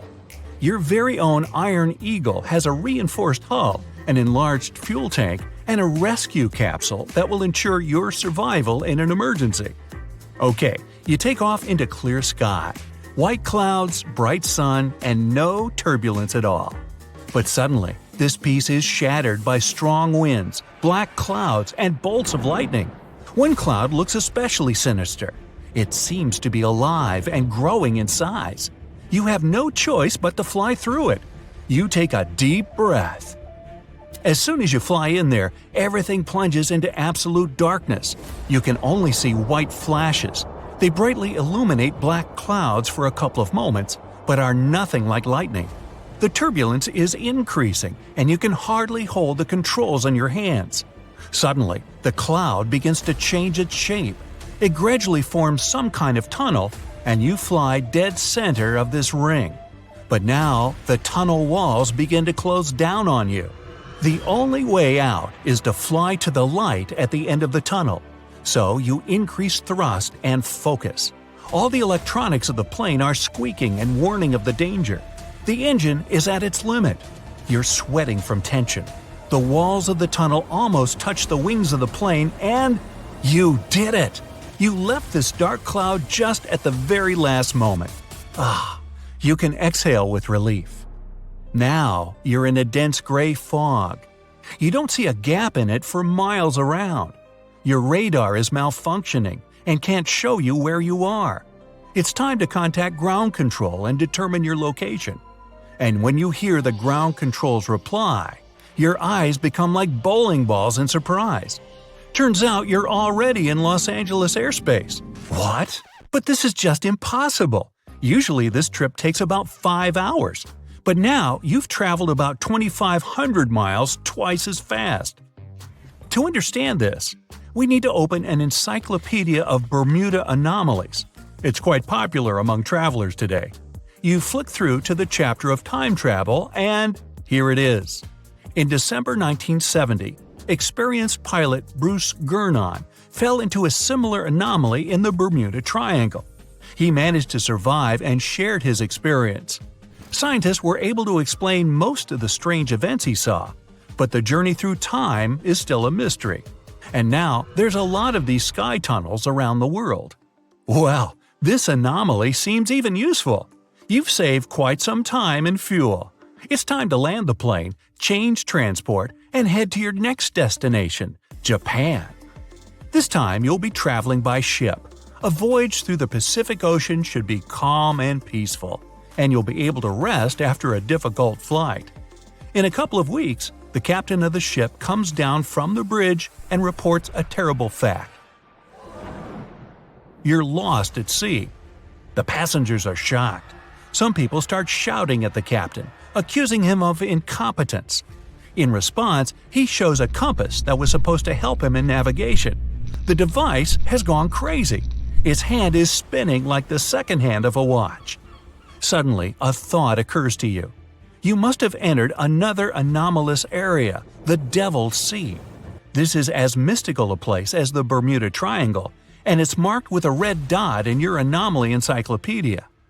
Between 1950 and 1954, Many ships and hundreds of crew members were lost there without a trace. In 1955, Japan sent its research ship Kaiomaru No. 5 here to find the cause of the disappearances. Unfortunately, that ship also went missing without a trace. But now you know there's a geomagnetic anomaly in this place, which drives all compasses crazy. This is because of high metal content in the ground underwater. The magnetic compass arrow is very sensitive to such things. So you take the situation into your own hands and suggest you use other navigation methods. Neither radio nor satellite navigation works either. So you raise your eyes to the sky and just watch the sun. The sunset is to the west, and it's exactly the direction you need. Pretty soon, you finally step on solid ground. Welcome to Japan! A couple of souvenirs and on to the airport.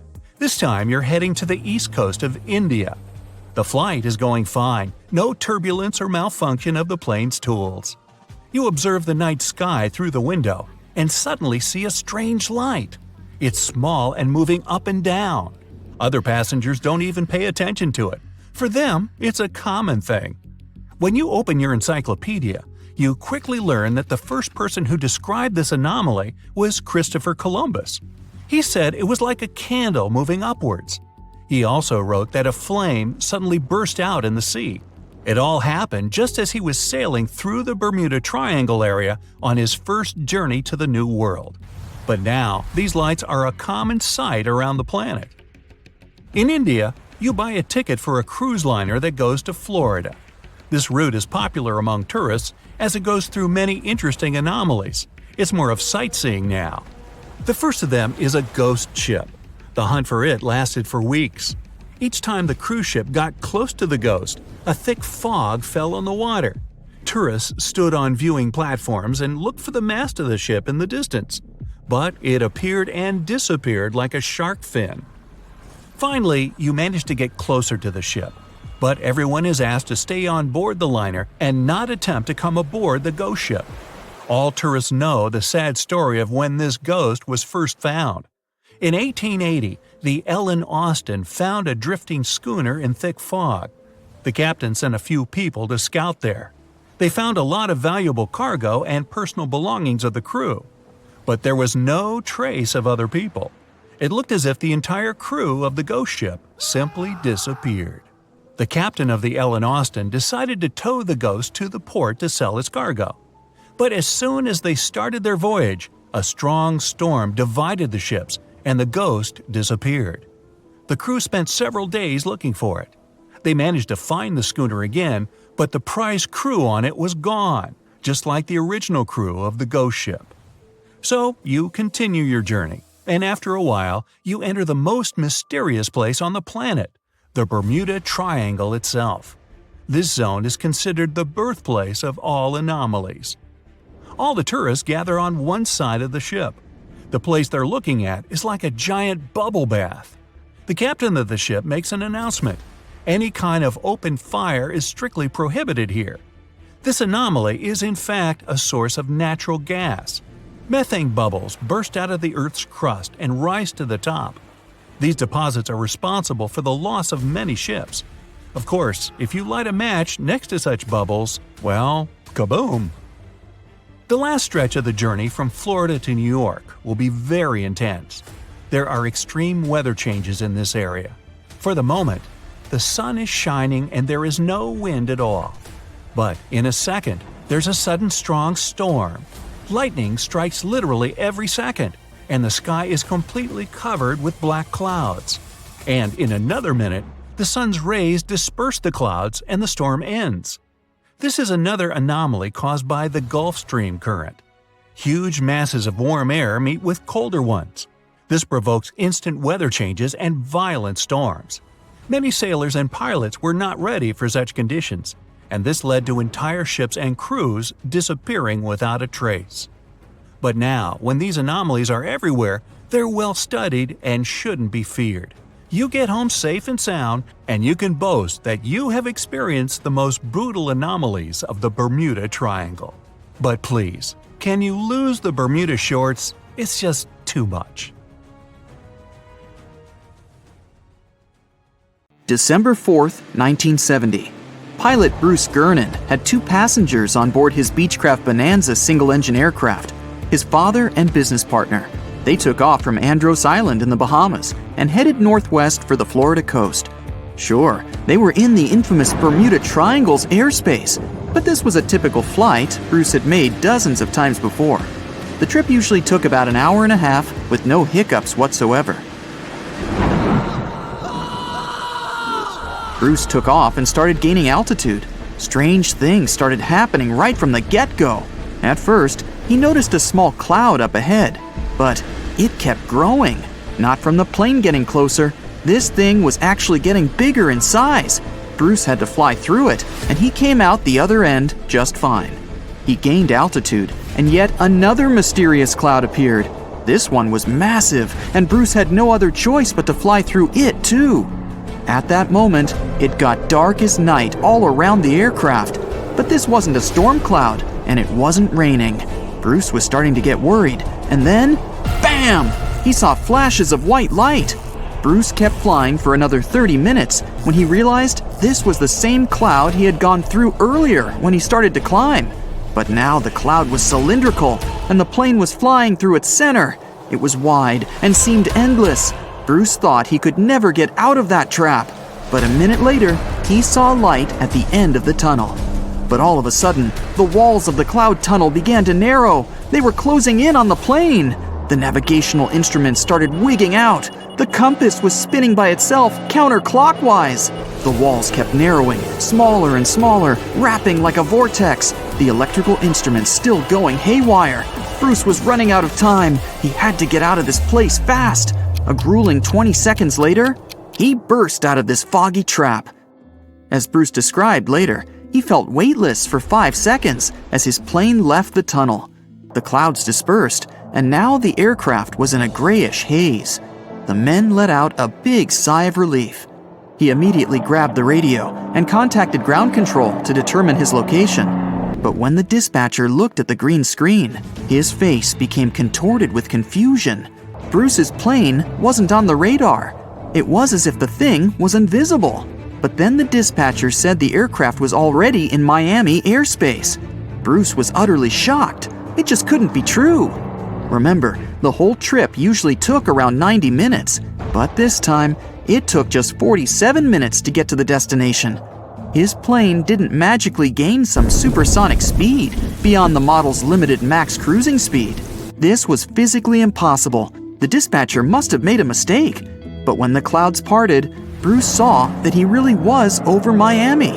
The plane landed safely, and it was time to try and solve this mystery. Bruce checked the remaining fuel and his watch. After a short calculation, he was only more confused. The plane hadn't gone through the amount of fuel it should have. Archive records show that 84 sunspots were recorded that day, as well as a huge solar wind. This would cause disturbances in the Earth's magnetosphere that could throw off the plane's instruments and radars. But so far, no one has been able to explain how the plane got to Miami so fast. Maybe in the future, the truth will be revealed. In the meantime, it remains another mysterious riddle of the Bermuda Triangle. Ships and planes disappearing without a trace. Passengers never seen or heard from again. Reports of strange lights in the sky. No, these aren't scenes from an upcoming Hollywood blockbuster, but some of the strange occurrences reported for over a century in an area ominously dubbed the Graveyard of Lake Ontario, also referred to as Canada's Bermuda Triangle, or the Marysburg Vortex.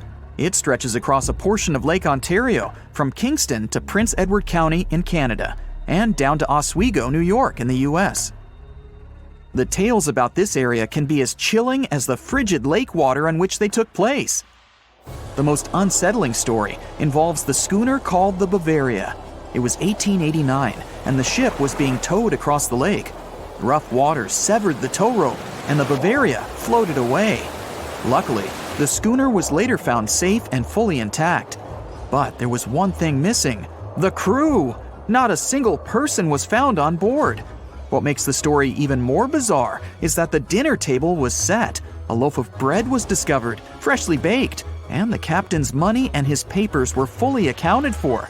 There was even a pet canary happily chirping away as if nothing was amiss. What happened to the crew? We may never know.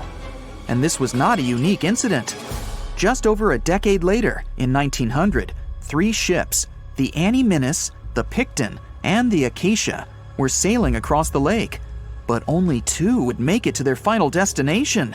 The third one, the Picton, was speeding ahead of the others when it simply vanished. According to a cook on the Annie Minnis, we were well out into the lake and making good time when all of a sudden we saw the Picton's topsails coming off, and then her lower sails settled, and then, while we stood and watched, the Picton just disappeared. It's possible that the ship sank, as there was some wreckage later seen in the water, but the ship itself was never found, and none of its crew ever located. A few weeks later, a bottle with a note inside was discovered in Sackett's Harbor, New York. The note was from Captain Sidley of the Picton. "Have lashed Vesey to me with heaving line, so that we will be found together." Vesey was the captain's 12-year-old son. The note creates more questions than answers. If the witnesses were correct, the ship's disappearance was quite quick. When did Captain Sidley know he was in danger? Why not signal for help if he had any warning? And when did he have time to write a note, bottle it, and tie himself to his son? It truly is a mystery. And it was not just ships that ran afoul of the strange forces in the area. Planes also struggled to make it through in one piece. In 1975, Ron Scott flew out from the Picton Airport in his Cessna 172. As he entered the Marysburg vortex, his plane banked to the side. For several seconds, he was unable to right the plane, but once he did, the same force banked him to the other side. Again, he was stuck there for a few seconds, unable to control his plane. A skilled pilot, he had never experienced anything like it before. He was certainly luckier than Royal Canadian Air Force pilot Barry Allen Newman. Newman was at the same spot back in 1952, when he lost control of his jet and crashed into the lake. To this day, his body has not been found. In total, over 270 ships and at least 40 planes have met a tragic end in this area. And adding to the mystery, sometimes people report a series of bright lights or orbs, or a dark ship hovering in the sky. These are even harder to explain. Witnesses willing to report them are adamant they are true. Sid Wells said he watched a strange shape like a multifaceted diamond slowly spinning in the sky, and then it just disappeared. Others claim to have seen it too. Of course, the Marysburg vortex is just one of several places around the world known as vile vortices, a term coined by biologist and writer Ivan T. Sanderson. He discovered 12 other equally spaced areas on the surface of Earth where funny things happen. The best known of these, of course, is the dreaded Bermuda Triangle. Situated in the Atlantic Ocean between Bermuda, Florida, and Puerto Rico, it has been blamed for the disappearance of thousands of people. They went in, on boats or in planes, but they never came out. Even the explorer Christopher Columbus experienced the mystery of the Bermuda Triangle during his first voyage to America in 1492. He said the compasses pointed in the wrong direction, the sea levels seemed to change dramatically, and he even spotted strange lights in the sky. In 1918, the USS Cyclops, which was one of the US Navy's biggest fuel ships, disappeared there. Since the 309 crew members were declared lost at sea when the Cyclops vanished, it's seen as the largest loss of life in the history of the US Navy in a single incident. At the time, the weather was good. The one message sent that day from the ship indicated no issues or concerns, and a distress signal was never sent. A thorough naval investigation followed. Its conclusion? Many theories have been advanced, but none that satisfactorily accounts for the ship's disappearance. In other words, the investigators were stumped. There's also the Dragon's Triangle, located in the Pacific Ocean. The most disturbing story involves a group of Japanese vessels that disappeared in the 1950s. When researchers were sent to investigate what happened, they too disappeared. In each case, it's impossible to truly know what occurred, and it's easy to get caught up in stories of giant sea monsters lurking beneath the waves. Who doesn't like a good scare? And Sanderson was willing to accept the possibility of such stories being true. He believed the vile vortices that he studied could be explained by anything from a wrinkle in the space-time continuum to magnetic abnormalities to underwater people. Of course, Sanderson was not only a huge fan of strange places, he also wrote about strange creatures like Bigfoot and the Loch Ness Monster. His skills as an impartial scientist are questionable, though. In 1948, he claimed that some 3-toed footprints found at Clearwater Beach in Florida were proof of 15-foot-tall penguins, arguing that they were impossible to fake. In 1988, Tony Singerini revealed that he and his friend, attaching some cast-iron feet to his high-top sneakers, were behind the giant penguin hoax. So maybe Sanderson isn't the most reliable source after all, but there are also some very compelling and wholly natural explanations. Let's look specifically at the Marysburg Vortex. It's entirely possible that ships like the Bavaria and the Picton were done in by a mix of bad luck and bad weather. Unsettled weather is certainly not uncommon on Lake Ontario, and flash storms on the open water can prove dangerous to the most skilled sailor. And even today, with advances in weather forecasting, we get it wrong all the time. Back then, there was no way to predict that a storm was just around the corner. And the weather was just one issue. Historian Mark Seguin said that the area was always known to be dangerous, as the lakebed quickly becomes shallow along the eastern shore. There are also small rocky islands and shoals scattered throughout the area, making sailing a risky venture, especially for larger vessels or those weighed down by heavy cargo. By the mid-20th century, modern weather forecasting and improved shipbuilding alleviated most of the hazards of the Great Lakes shipping, resulting in fewer losses. The last major shipwreck in any of the Great Lakes was that of the SS Edmund Fitzgerald, which sank off the coast of Lake Superior in 1975, with 29 crew members going down with it. It seems the vortex is no match for human progress. And as for lights or images in the sky, in most cases, it's the result of an interesting phenomenon called thermal or temperature inversion. When this happens, a layer of warm air becomes trapped under cold air. This can result in mirages or reflections. So, a light on the ground that is miles away can be reflected in the sky, giving the impression of a flying object. Other parts of the mystery may be solved with a little time. Lake Ontario's freshwater and frigid temperatures help preserve the ships and planes that came to rest there. As divers and researchers continue to explore the area, maybe we'll finally learn the fate of the Bavaria, the Picton, Captain Sidley, and his son. More than 50 ships and 20 planes have disappeared here since the middle of the 19th century. You won't find this place using an ordinary paper map, since it's not an official region of the Atlantic Ocean. It's just a small area of water in the shape of a triangle, located not far from the southeastern coast of the US. In the 20th century, this place became a legend. Some believe it's home to a secret base. Others are positive it's a time portal. Ships get caught in a strong storm and move to the past or the future. There's also a theory that the city of Atlantis is located right under the Bermuda Triangle. Its technologies create bursts of energy and destroy ships. Even airplanes have a chance to disappear in this area. All this has gone so far that if something strange happens in the ocean, everyone thinks it's somehow connected with the Bermuda Triangle. The fear of the triangle has been made popular through books and movies. Directors, writers, and journalists like to use this theme. But in their works, you only see a few correct answers. You can find the truth about this place yourself if you look closely. But first, let's refute the weakest theories. Space objects, Atlantis, time travel. All these myths appeared in the middle of the 20th century. There weren't any records about mysterious phenomena before this time. People just noted that a lot of ships were sinking here. But then, one author wrote a book about Atlantis lying in the waters of the Triangle. The author didn't provide any evidence, but he described this hypothesis very convincingly. People read it and liked it. The human psyche likes to read something secret. When you learn something that no one knows about, it makes you feel special. And of course, you begin to believe in this secret. So, this was one reason why the Bermuda Triangle book has become so popular. It brought the author a lot of money, and other people also wanted to enrich themselves the same way. Some other fantastic theories about time travel and secret bases have appeared since then. After that, people started making documentaries.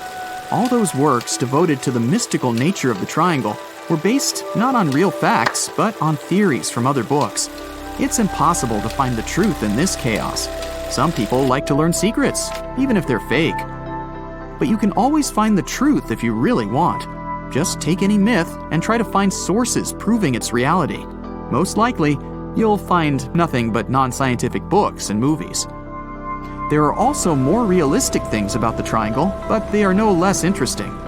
One hypothesis says that ships disappeared there because of methane. Deposits of this gas are under the seabed of this region. Sometimes it releases from there and rises to the surface. As soon as methane comes into contact with water, it takes the form of giant bubbles. Then these bubbles foam the water and create large waves that flip the ships. This theory is quite real, and such a natural phenomenon exists, but not in the Bermuda Triangle. None of the numerous studies have confirmed the presence of an increased concentration of this gas here. The last methane eruption occurred here about 15,000 years ago. Another realistic theory is rogue waves. They form without storms and winds. The calm water's surface can transform into a big wave, the height of a 5-story building, in 3 seconds. It sinks a ship and then quickly disappears. The sea is calm again, as if there were no waves at all.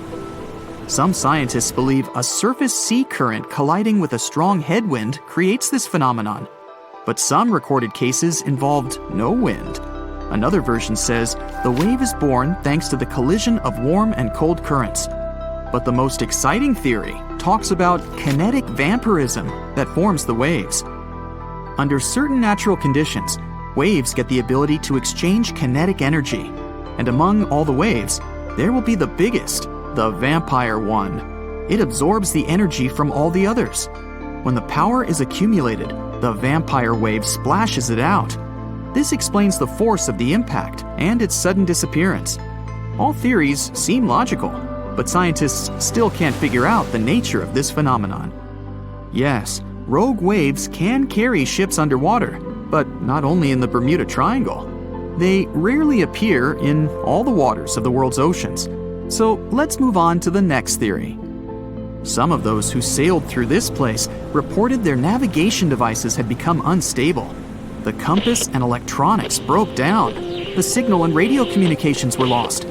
We need to look at the triangle from space to find out the reason. If you use special sensors and devices, you'll see that the Earth's magnetic field is weakened above the Bermuda Triangle. This field is a shield that protects us from solar radiation. The ISS astronauts said that the triangle gets more of the sun's particles than any other part of the planet. Therefore, electronics are unstable in this area. But such failures don't occur with satellites and other space objects flying within our planet's atmosphere. Areas with a weakened magnetic field appear all over the world, and they hardly ever disrupt navigation. This means that ships and planes work stably in such conditions. But all the same, a compass doesn't work correctly in the triangle area.